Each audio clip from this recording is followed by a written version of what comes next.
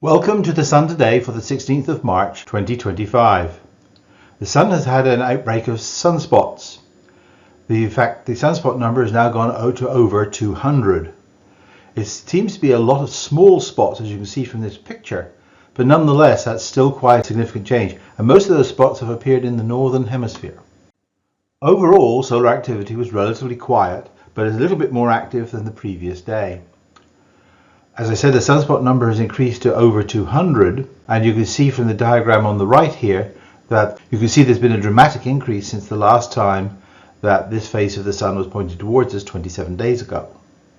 We have had one new sunspot region in the last 24 hours. We had 9 C flares, which is an increase from the previous day. Still no M flares. It's been several days since we've had an M flare. And we've had 8 coronal mass ejections, which also is a major increase. The solar wind speed is just below 400 kilometers per second, which is a decrease from the previous day. Let's take a look at the sunspots in a little bit more detail. There were 15 sunspot regions on the Sun, including one new one, which is 4034. As I said, the sunspot number is now over 200 for the first time in a couple of months.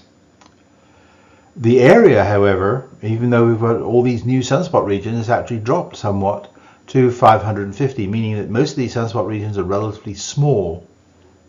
Now, maybe some of these are going to start developing, but as yet we don't know whether that's going to be the case.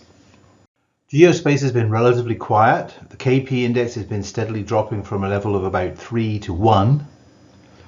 Solar wind speed, as I said, is around about 400 or just a little bit less than 400 kilometers per second.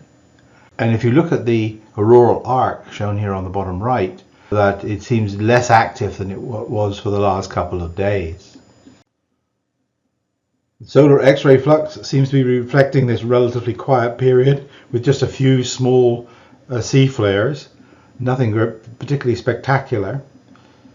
The X-ray background is the equivalent to a C1.3 level flare, which is relatively low.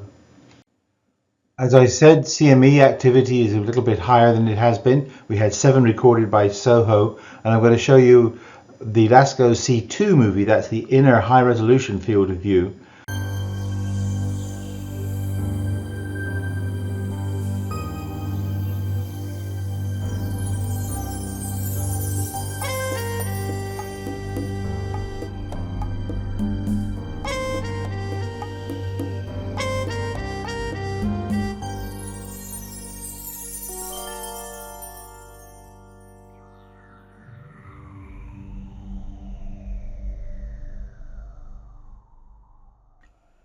Tomorrow's forecast, the sunspot number will remain high for at least for a while.